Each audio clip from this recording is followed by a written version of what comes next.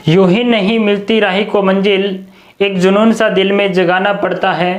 पूछा गया चिड़िया से कैसे बना आशियाना तेरा, तो बोली भरनी पड़ती है उड़ान, बार बार और एक तिनका उठाना पड़ता है। नमस्कार फ्रेंड्स, मैं जसवंत कुमार मेला एक बार फिर आप सबका अपने YouTube चैनल मन्नत क्लासेस फॉलो पर हार्दिक अभिनंदन करता हूं। आशा करता हूं कि आप सभी अच्छे होंगे, आप जहां भी रहें मस्त रहें और आगे बढ़ते रहें। आज हम बात करेंगे कक्षा 10 के गणित विषय के अध्याय नंबर 1, जिसका नाम है वास्तविक संख्याएं। इसका क्या नाम है? वास्तविक संख्याएं।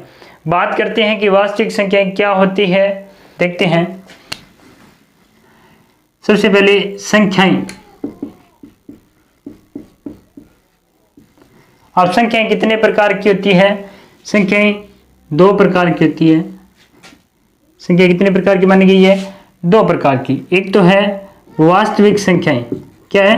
वास्तविक संख्याएं। अरे भाई, संख्या कितने प्रकार की है? 2 प्रकार की मानी गई। एक तो वास्तविक संख्याएं और एक है काल्पनिक संख्याएं। क्या है? काल्पनिक संख्याएं।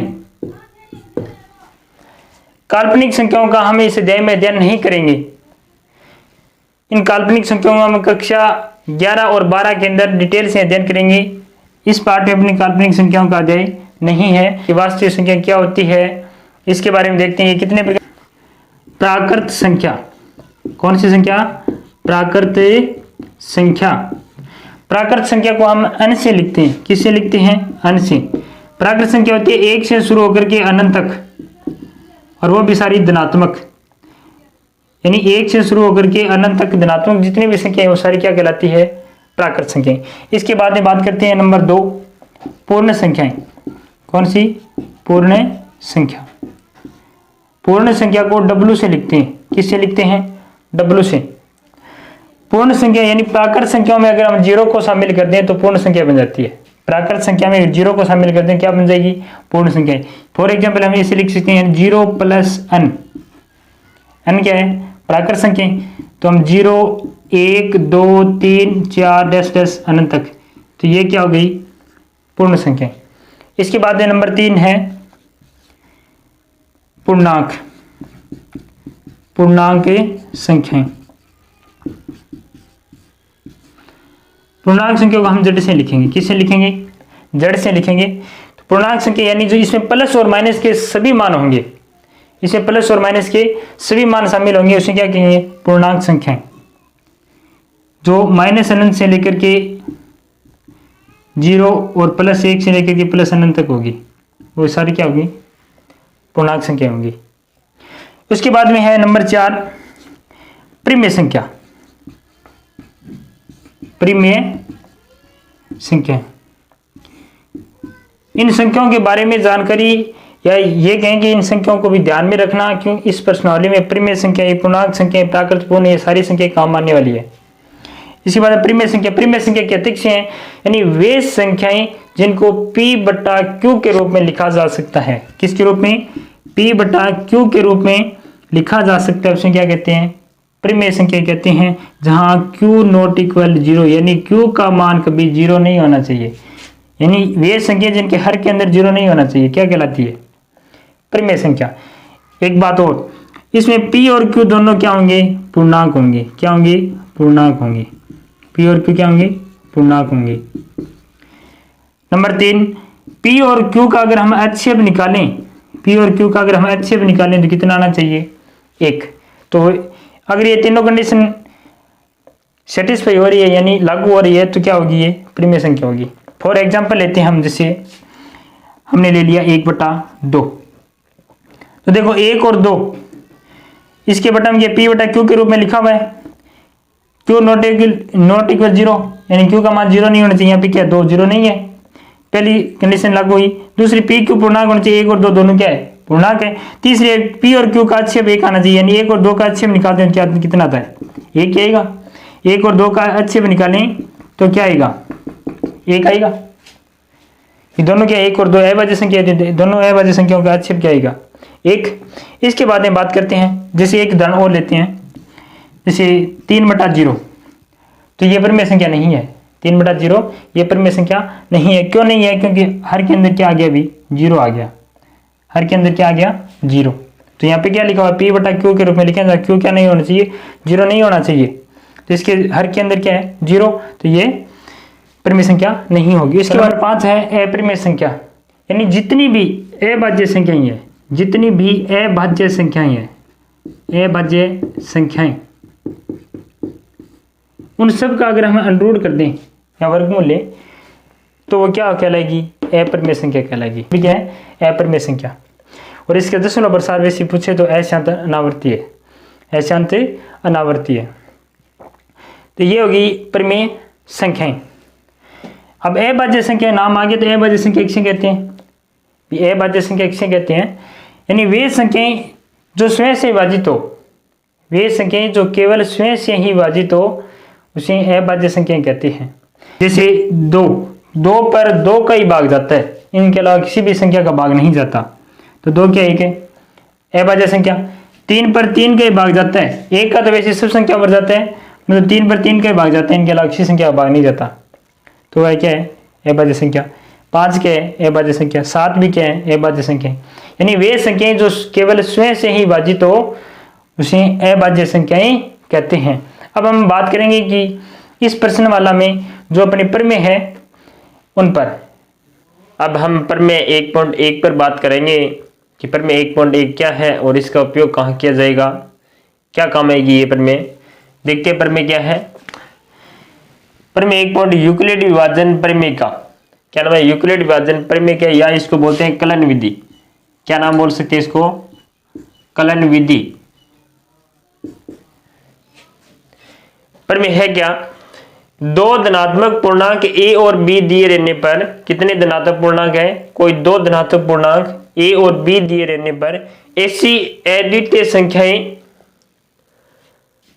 q और r विद्यमान है, q और r विद्यमान है कि a बराबर bq प्लस r, a बराबर क्या होगा? bq प्लस r, जहां r का मान और 0 के बराबर हो सकता है या 0 से बड़ा होगा, परंतु हमेशा b से क्या रहेगा?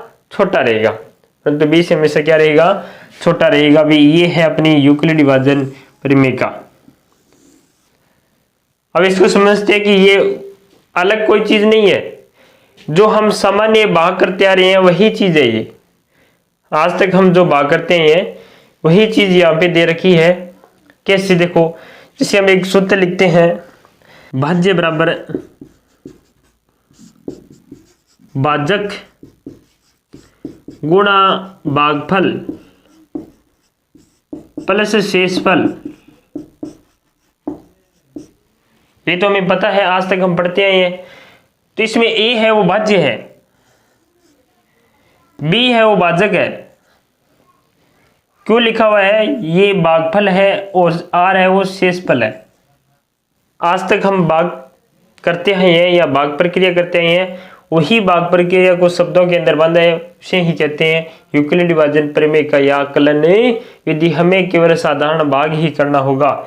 a बराबर bq प्लस r, जहां a क्या है? भाज्य है, b भाजक है, q भागफल और r क्या है? शेषफल। हमेशा ध्यान रखना r का मान b से क्या रहेगा? छोटा या 0 के बराबर या 0 से बड़ा रहेगा। कैसे? जैसे हम भाग देते हैं 5 का भाग देते हैं 9 पर। किस पर देते हैं? 9 पर। कितनी बार जाएगा? 5 एकम 5, एक बार भाग गया, यहाँ पे 5 लिख दिया, शेषफल कितने बचे? 4। अब इसमें देखो 5 का हमने भाग दिया तो 5 तो शेषफल कोई बच ही नहीं सकता, क्योंकि 5 बचेगा तो 5 पर 5 का भाग चला जाएगा, तो 5 से कम बचेंगे शेषफल। यानी जिस संख्या का हम भाग दे रहे हैं, जैसे यहाँ पे 5 का भाग दिया तो 5 से हमेशा शेषफल क्या रहेंगे? कम, या 0 रह सकता है, 0 से बड़ा भी हो सकता है, परंतु जिस संख्या का भाग दे रहे हैं उससे हमेशा क्या रहेगा? कम। तो यहाँ पे हमने b का भाग दी है, b को धनात्मक पूर्णांक है, इसका भाग दे रहे हैं, तो r का मान हमेशा b से क्या रहेगा? छोटा रहेगा, परंतु 0 के बराबर हो सकता है या 0 से बड़ा भी हो सकता है। जैसे यहाँ पे हमने 5 का भाग दिए तो हो सकता है 0 शेषफल हो, 1 भी हो सकता है, 2 भी हो सकता है, 3 और 4, इनमें से कोई भी एक शेषफल बच सकता है। जैसे हमें दिया हुआ मिल गया कि 4c प्लस 2। अब इसका क्या अर्थ हुआ? यानी यहां पर कोई संख्या मानते हैं हम भाजक है, ये तो 1 का मान हो जाएगा, ये मान है वो धनात्मक पूर्णांक 1 के बराबर होगा, या जो बड़ी संख्या होगी, या ये बोल सकते हैं कि भाज्य के बराबर होगा। अब यहाँ पे लिखा हुआ है b की जगह कितना है, 4 है, और q की जगह c लिखा हुआ है, और r की जगह कितना है, 2, r की जगह कितना है, तो यानी 4 का हम भाग दे रहे हैं, तो 4 से छोटा है शेषफल, 4 का हमने भाग दिया तो 4 से शेषफल तो छोटा ही है, तो हो सकता है यहाँ पे 0 भी हो जाए, परंतु अगर यहाँ पे हमने 4 का भाग दिया तो इससे हमेशा ये क्या रहेगा, छोटा रहेगा। जो पहले लिखी जाएगी वो तो होगी भाज्य, उसके बाद भाजक, फिर गुणा में भागफल, और लास्ट में प्लस में क्या होगा, शेषफल आएगा। तो ये थी अपनी यूक्लिडी विभाजन परिमेय। अब इसका उपयोग क्या किया जाता है, यह परिमेय दो धनात्मक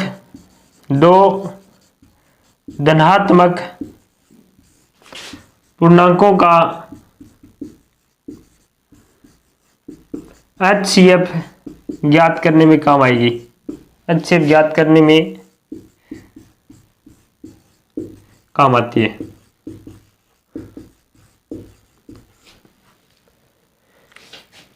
ये परिमेय है, ये क्या काम आएगी, ये दो धनात्मक पूर्णांकों का HCF ज्ञात करने में काम। सबसे पहले हम उदाहरण नंबर 1 देखते हैं।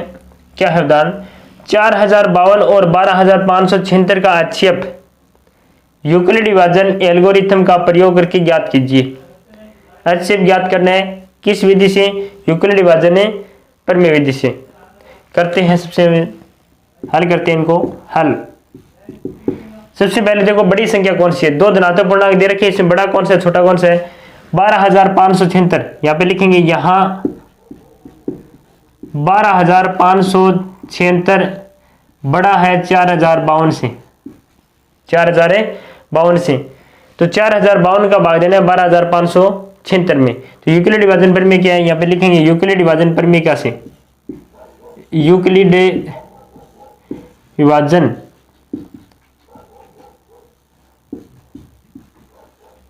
परिमेयिका से, यूक्लिड विभाजन परिमेयिका से करते हैं। क्या है यूक्लिड विभाजन परिमेयिका, a बराबर BQ प्लस R, a बराबर BQ प्लस R। इससे हम ज्ञात करेंगे। तो देखो भाई, a का मान जो बड़ी संख्या उसको लेंगे a का मान, और जो छोटी है यानी जिसका भाग देने उसको मानेंगे हम b का मान, उसको क्या लेंगे b। एक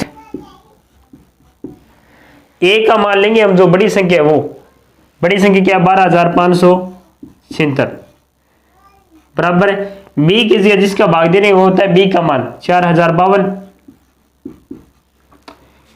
q होता है भागफल और r होता है शेषफल।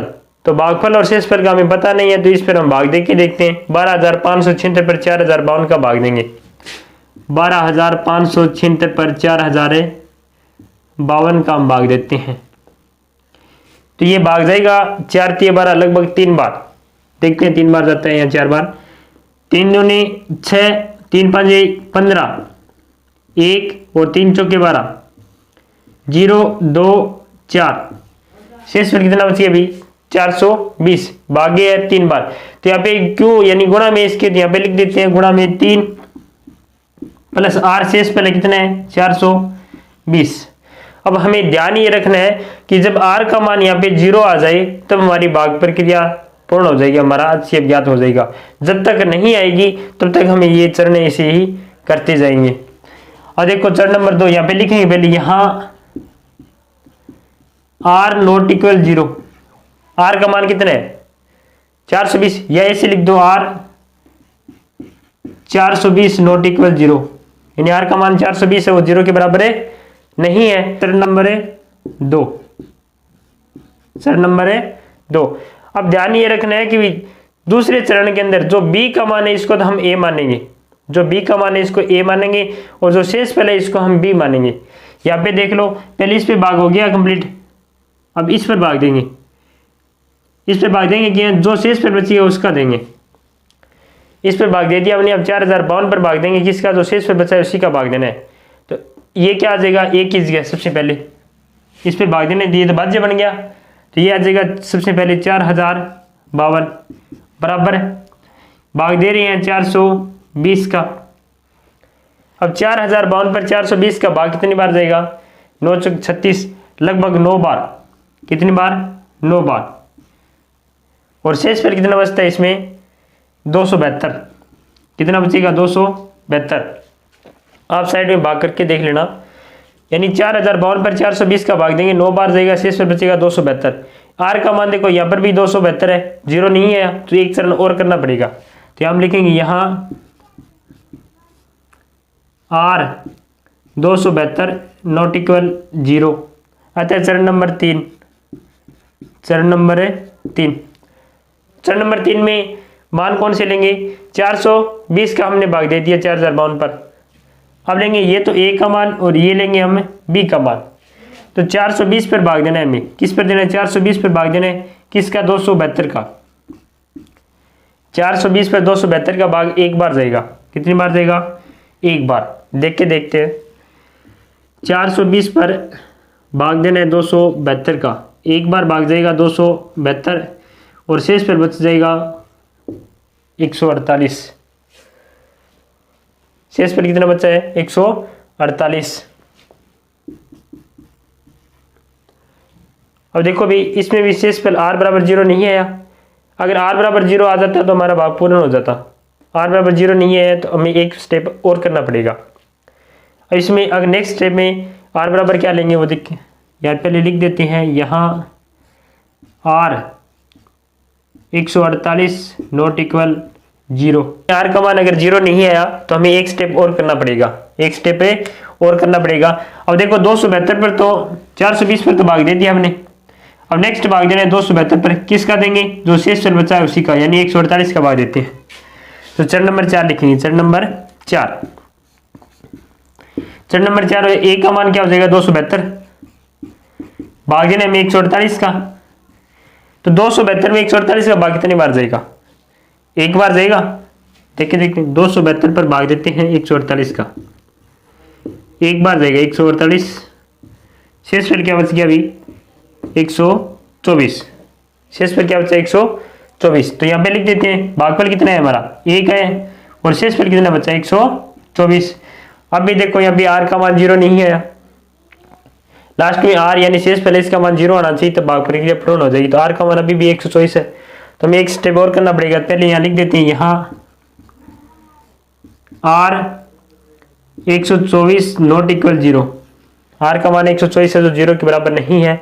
अतः चरण नंबर 5। और देखो 272 पर तो भाग दे दिया हमने, अब किस पर भाग देंगे? 148 पर, और देंगे किसका? 124 का। तो एक किस यहाँ पे क्या लिखेंगे? 148 बराबर 124 का भाग देना है, कितनी बार जाएगा? ये भाग एक बार जाएगा और एक बार भाग देने के बाद शेष पर बचेगा 24। शेष पर बचेगा 24। भाग देख के देख लो, हम भाग देना है 148 पर 124 का, 148 पर 124 का, एक बार जाएगा, शेष पर कितना बचेगा? 24। तो भागफल की क्यों किस जगह लिख दिया? 1 और r किस जगह आ गया? 24। अब भी r का मान 0 नहीं है तो एक स्टेप और करना पड़ेगा। लिखेंगे यहाँ r 24 नॉट इक्वल 0। r का मान 24 है जो 0 के बराबर नहीं है। तो चरण नंबर 6, चरण नंबर 6। अब a और b का मान क्या लेंगे? देखो 148 तो भाग हो गया, अब 124 पर भाग देंगे, किसका?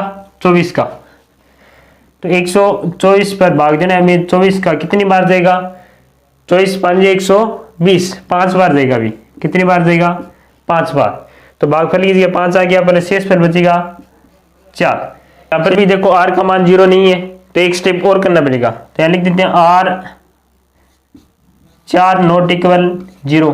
r का मान 4 है जो 0 के बराबर नहीं है। चरण नंबर 7। 7 क्या होगा? 24 पर भाग देना है, किसका? 4 का, यानी जो b का मान है इसको a मानना है और जो r है इसका भाग देंगे हम। 24 पर भाग देना है 4 का, 24 पर भाग देना है 4 का, कितनी बार देगा? 6 बार। तो भागफल तो आ गया 6 और शेषफल क्या बच जाएगा? 0। अब यहाँ आके 0 आ गया हमारा, r का मान क्या है? 0। तो भागफल क्या हमारी क्या हो जाती है? पूर्ण। तो यहाँ हम लिखेंगे यहाँ शेषफल r बराबर 0 है तथा भाजक कितना है 4, भाजक कितना 4। भी हमने जिस संख्या का भाग दिया है और उससे शेष पर अगर 0 हो गया तो जिस संख्या का हमने भाग दिया है वही हमारा HCF होगा। जैसे 24 पर हमने भाग दिया था 4 का, 24 पर हमने भाग दिया था 4 का, कितनी बार गया 6 बार, शेष पर क्या गया 0, यानी 4 का भाग देने पर शेष पर 0 आया तो हमारा HCF क्या हो जाएगा 4 होगा, यानी जो B का मान है वही हमारा HCF होगा। तो यहाँ भाजक 4 है, अतः 12,576 व 4,052 का HCF 4 होगा। ये आपका उत्तर है, इस प्रकार करना है आपको। अब देखते हैं उदाहरण नंबर 2। उदाहरण नंबर 2 क्या है कि दर्शाइए कि प्रत्येक धनात्मक समपूर्णांक 2q के रूप का होता है तब प्रत्येक धनात्मक विषम पूर्णांक 2q + 1 के रूप का होता है जहां q कोई पूर्णांक है।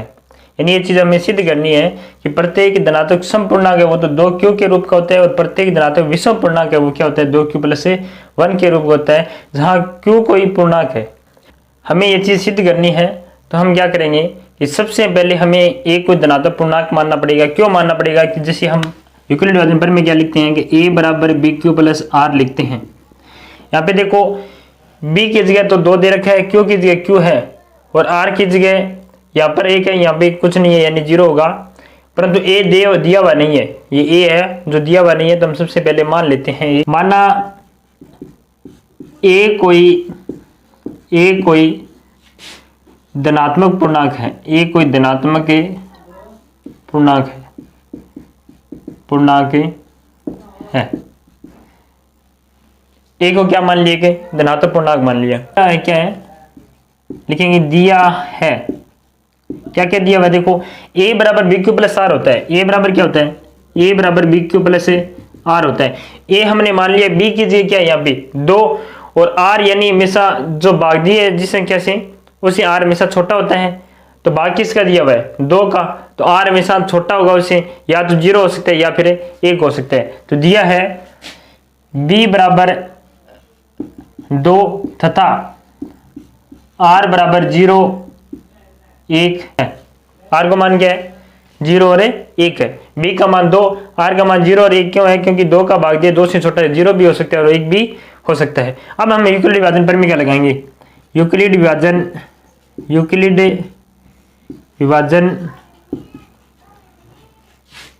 प्रमेयिका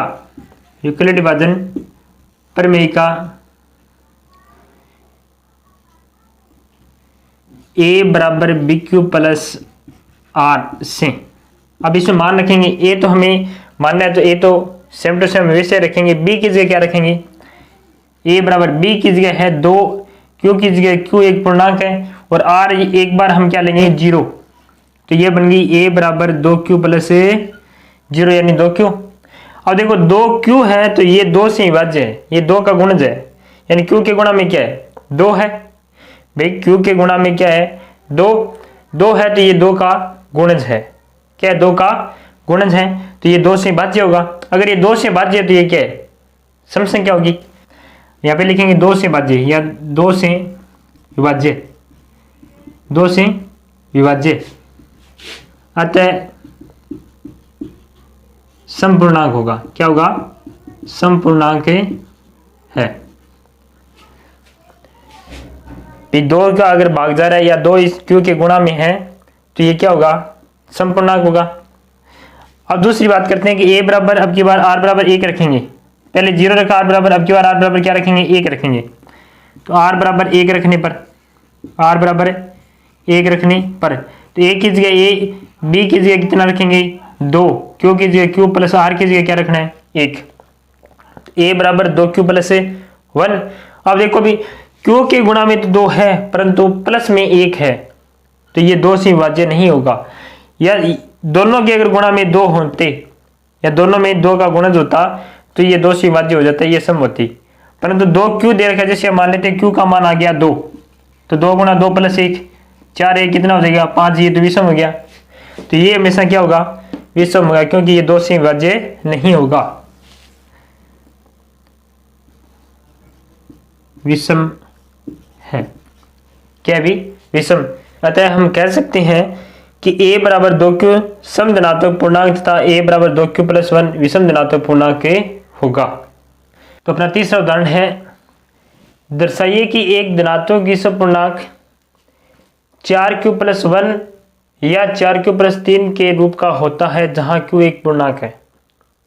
क्या दर्शाना है कि धनात्मक विषम पूर्णांक 4q + 1 और 4q + 3 के रूप का होता है जहां q क्या एक पूर्णांक है। तो सबसे पहले हम क्या मानेंगे, इसमें a को धनात्मक पूर्णांक मान लेंगे। इसमें तो बात की है विषम पूर्णांक की, तो हम मानेंगे सबसे पहले धनात्मक पूर्णांक मान लेंगे और फिर उसमें r के मान रखेंगे तो वो सम भी आएंगे कुछ और कुछ आएंगे विषम भी। हम सिद्ध करते हैं, शुरू करते हैं सवाल।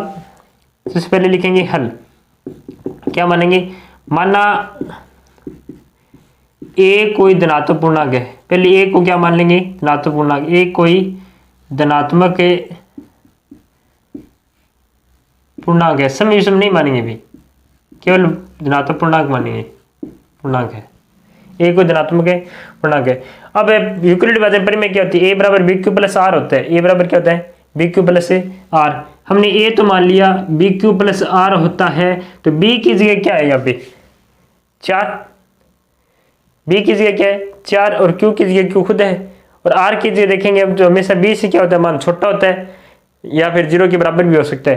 तो इसमें यहाँ b बराबर तो 4 दिया हुआ है, b बराबर कितना है 4, और r बराबर कितना हो जाएगा, r बराबर मान होगा 0 1 2 3 और 3, 0 1 2 3। क्यों होता है, क्यों r का मान हमेशा क्या होता है 0 या 0 के बराबर हो सकता है, 0 से बड़ा हो सकता है, परंतु हमेशा b से क्या होता है छोटा होता है। r का मान हमेशा b से तो छोटा होता है परंतु 0 के बराबर या 0 से बड़ा भी हो सकता है। तो यहाँ b का मान 4 है, 4 से छोटा r का मान कोई भी हो सकता है 0 1 2 3 तक। अब हम हल करेंगे यूक्लिड विभाजन परिमेय कैसे, यूक्लिड विभाजन परिमेय कैसे, यूक्लिड विभाजन परिमेय का क्या भी a बराबर bq + r से, यूक्लिड विभाजन परिमेय का क्या है a बराबर bq + r। अब इस परिमेय में हमें केवल r के मान पुट करने हैं, इस परिमेय में हमें r और b के मान रख के हल करना है और कुछ नहीं करना। तो सबसे पहले लिखेंगे r बराबर 0 रखने पर, r बराबर 0 रखने पर क्या हो जाएगा, a की जगह a, b की जगह मान कितना है 4, q की जगह q + r बराबर क्या रख दिया 0, तो क्या आ गया अभी a बराबर 4q, a बराबर क्या बन गया 4q। अब देखना 4q सम है या विषम, तो 4 है वो 2 का क्या होता है गुणज होता है, 2 का गुणज होता है, 2 का गुणज होगा वो हमेशा क्या होगा सम संख्या होगी, जो संख्या 2 की गुणज होगी वो हमेशा क्या होती है सम संख्या होती है। तो हम यहाँ पे लिख देंगे 2 से विभाज्य, 2 से विभाज्य, ये 2 की गुणज 2 से विभाज्य होगी, अतः क्या होगी सम संख्या, अतः क्या होगी सम संख्या बोल दो या सम पूर्णांक के नाम लिखा हुआ है यहाँ पे सम पूर्णांक बोल देंगे, ये तो हो गया सम पूर्णांक। अब r बराबर 1 रखेंगे, r बराबर 1 रखने पर, r बराबर 1 रखने पर a की जगह a, b की जगह 4 रखना ही है, q की जगह q + r की जगह क्या रखना है 1। अब देखो 4q है, ये तो सम धनात्मक पूर्णांक है, ये 4q है, ये तो क्या है सम धनात्मक पूर्णांक है, परंतु 4q यानी ये सम था, सम के अंदर 1 जुड़ गया, ये सम धनात्मक पूर्णांक था, इसमें 1 जुड़ गया तो ये क्या बन गया अभी विषम बन गया, ये हो गया विषम धनात्मक पूर्णांक, विषम धनात्मक पूर्णांक, धनात्मक पूर्णांक। इसी प्रकार आगे करते हैं r बराबर 2 रखने पर, r बराबर 2 रखने पर तो a की जगह a बराबर 4q + r की जगह क्या रखेंगे 2। अब देखो ये तो सम है, 4q क्या पूर्णांक है, तो सम संख्या के अंदर अगर सम संख्या जुड़ेगी तो क्या होगी हमेशा सम संख्या प्राप्त होगी, तो सम संख्या हमेशा 2 से विभाज्य होती है, तो सम में पूर्णांक होगा, तो ये भी क्या होगा सम में पूर्णांक। अब बात करते हैं कि r बराबर रखते हैं 3, r बराबर रखेंगे 3, तो r बराबर 3 रखने पर, कितना रखने पर 3 रखने पर a बराबर 4q प्लस 3। अब देखो अभी ये 4q तो सम पूर्णांक है कि 4 2 का गुणज है, ये तो सम पूर्णांक है। अगर सम संख्या के अंदर विषम संख्या जुड़ रही है तो क्या होगा, विषम संख्या प्राप्त होगी, पूर्णांक हो गया। विषम पूर्णांक यानी 2 से विभाज्य नहीं होगा, तो ये है विषम धनात्मक पूर्णांक, विषम धनात्मक पूर्णांक होगा भी, ये भी क्या होगा, विषम धनात्मक पूर्णांक। अतः हम कह सकते हैं कि कोई भी धनात्मक विषम पूर्णांक, कोई भी धनात्मक विषम पूर्णांक 4q प्लस 1 या 4q प्लस 3 के रूप का होता है। अब उदाहरण नंबर 4 करते हैं। एक मिठाई विक्रेता के पास 420 काजू की बर्फियां, 420 काजू की बर्फियां और 130 बादाम की बर्फियां हैं। वह इनकी ऐसी डेयरियां बनाना चाहता है कि प्रत्येक डेयरी में बर्फियों की संख्या समान रही, कि प्रत्येक डेयरी में बर्फियों की संख्या क्या रही, समान, तथा ये डेयरियां बर्फी की परात में न्यूनतम स्थान गिरी, विस्तार से वो भी कम से कम गिरेगी। इस काम के लिए प्रत्येक डेयरी में कितनी बर्फियां रखी जा सकती है। यानी ये कह रहा है कि भी 130 तो बादाम की बर्फियां हैं और 420 काजू की बर्फियां हैं, इनको एक परात के अंदर किस प्रकार व्यवस्थित करें कि प्रत्येक पंक्ति के अंदर बर्फियों की संख्या अधिकतम आए और वो स्थान है वो सबसे कम गिरे। तो हमेशा याद रखना, जहां पर भी आए कि संख्या समान रहे, यानी 2 चीजें दे रखी है, उसकी संख्या अगर समान पूछे और वो भी अधिकतम, तो हमेशा HCF ज्ञात करना है। जैसे मैं छोटा सा उदाहरण लेता हूँ कि ये मान लेते हैं कि एक के पास 16 बर्फी है, एक के पास 20 बर्फी है। ये पूछ लिया कि इसको किस प्रकार व्यवस्थित करें जिससे ये न्यूनतम हो और प्रत्येक पंक्ति में बर्फियों की संख्या भी क्या होनी चाहिए, समान हो। तो इसका हम HCF लेते हैं। 2 से करेंगे 8, 4, 2 और 2, इससे करेंगे 2, 10, 5 और 5 से 1। और देखो 1 2 जोड़े बन गए, तो इसमें क्या आ गया अभी HCF इसका, HCF आ गया इसका 2 × 2 यानी 4। तो प्रत्येक पंक्ति में कितनी बर्फियां रखेंगे, हम 4 रखेंगे, तो 5 पंक्तियों में ये आ जाएगी पूरी। सब में संख्या भी समान होगी, 4 चौके 16, 4 पंक्ति इनकी बन गई और 5 इनकी बन जाएगी, 4 5 20। प्रत्येक पंक्ति के अंदर बर्फियों की संख्या भी क्या हो गई, समान। तो जहां पर भी संख्या समान पूछे तो हमें HCF ज्ञात करना है। क्या ज्ञात करना है, HCF ज्ञात करना है। अब ये प्रश्न करते हैं हम, तो हम क्या करेंगे, हल यहां लिखेंगे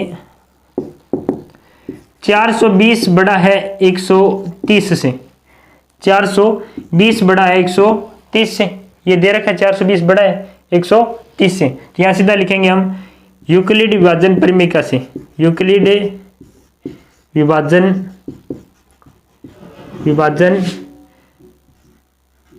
परिमेयिका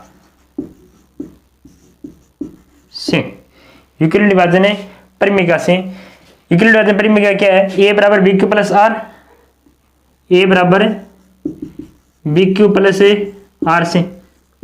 ये होती है a का मान, यानी बड़ी संख्या वो a का मान होगा, छोटी संख्या होगा क्या होगी, b का मान। तो a बराबर कितना है 420 और b बराबर कितना है 130। तो 420 में 130 का भाग देंगे हम, तो a बराबर तो यहाँ पे है 420 और b बराबर है 130। तो चरण नंबर 1 लिखते हैं, चरण नंबर 1 420 पर भाग देना है किसका, 130 का।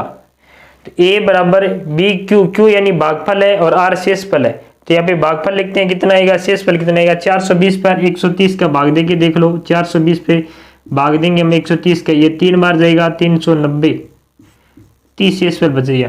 तो अपना भागफल क्या है 3 और शेषफल कितना है 30। तो यहाँ Q की जगह क्या लिख देंगे, गुणा में 3 और शेषफल R कितना है 30 देंगे। यहाँ R 30 नॉट इक्वल 0, R को मान कितना है 30 नॉट इक्वल 0, अतः चरण नंबर 2। अब चरण नंबर 2, दूसरे चरण में क्या करना है, यानी 420 में तो भाग दे चुके हैं, अब भाग देना 130 में, किस में देंगे 130 में, तो इसमें भाग देंगे तो ये तो a का मान हो जाएगा, और देंगे किसका, जो शेष पर बचा है उसका भाग देंगे तो ये हो जाएगा b का मान, ये हो जाएगा b का मान। तो यहाँ a बराबर क्या हो गया 130 और b बराबर क्या हो गया 30।